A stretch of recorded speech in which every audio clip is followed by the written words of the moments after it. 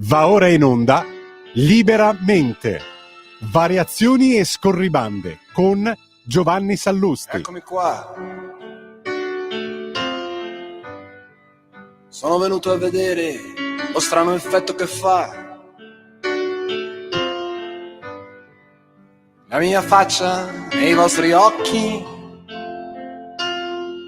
e quanta gente ci sta.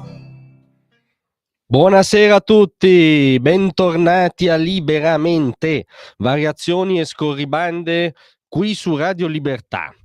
Allora possiamo dire che il sempiterno detto che tre indizi fanno una prova si adatta perfettamente in questi giorni al professor Romano Prodi, la mortadella suprema della sinistra italiana.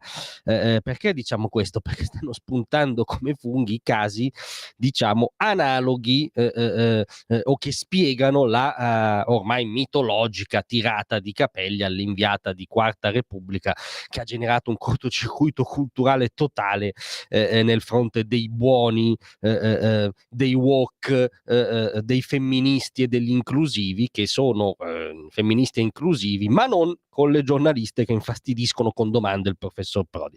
Però effettivamente non sembra un caso isolato e si è incaricato di dimostrarcelo la trasmissione Lo Stato delle Cose di Massimo Giletti in onda su Rai 3, che anzitutto ha rimandato un frame di 2 anni fa in cui il professore entra in un bar di Bologna. Il barista gli dice, gli pone una domanda retorica, diciamo in senso negativo, che verrebbe a chiunque, diciamo, non si beva le frottole euroliriche del mainstream, per cui gli dice: in che Europa ci hai lasciato, Romano? E la reazione del professor Prodi, stando al video abbastanza inequivocabile, è quella di appellare il barista come stronzo. Insomma, così è il politico a contatto con la gente. Ma al di là di questo, più, come dire, inquietante e affine all'episodio di Quarta Repubblica è questo nuovo episodio con un'inviata del medesimo programma Lo Stato delle Cose di Giletti, che gli chiedeva conto appunto della tirata di capelli. La collega si chiama Rebecca Pecori, che lo ha fisicamente inseguito. C'è il video ovunque su internet, imperversa già, perché ormai Prodi è come dire l'intrattenimento principale dei social, quindi lo potete reperire ovunque facilmente. La collega gli chiede conto appunto della tirata di capelli, inizia fuori da un palazzo in cui Prodi entra, Prodi non risponde, la collega reitera la domanda sulle scale, Prodi non fa un plissé, a un certo punto la collega ribadisce per l'ennesima volta il quesito, il professore si gira di scatto e la rimbrotta. Insomma, un po' di rispetto. Chiede sempre la collega: ma lei ha avuto rispetto per la collega a cui ha tirato i capelli per una domanda fatta?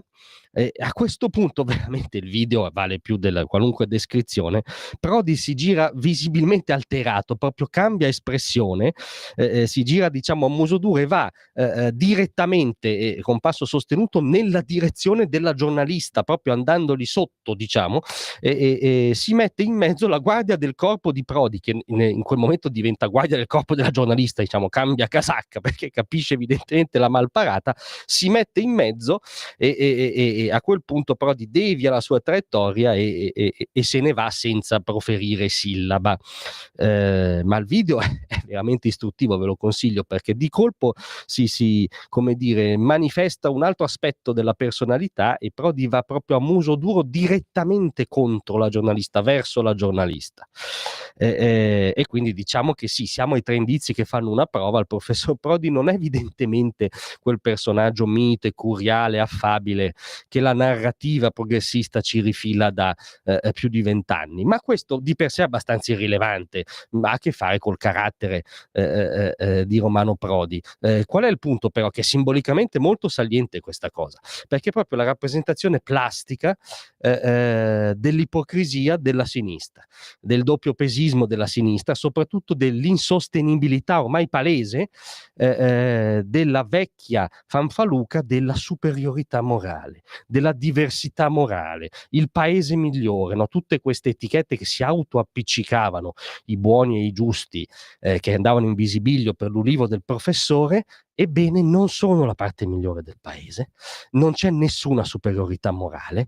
Il loro leader di riferimento tratta le giornaliste assai peggio di come le trattava quel Silvio Berlusconi che, quando l'Annunziata lo tempestò di osservazioni faziose, non gli fece una domanda aperta, si alzò con grande signorilità e ha stretto la mano all'Annunziata e se n'è andato dal suo studio, non, come dire, fatto per andarle addosso, non le ha tirato nessuna ciocca di capelli.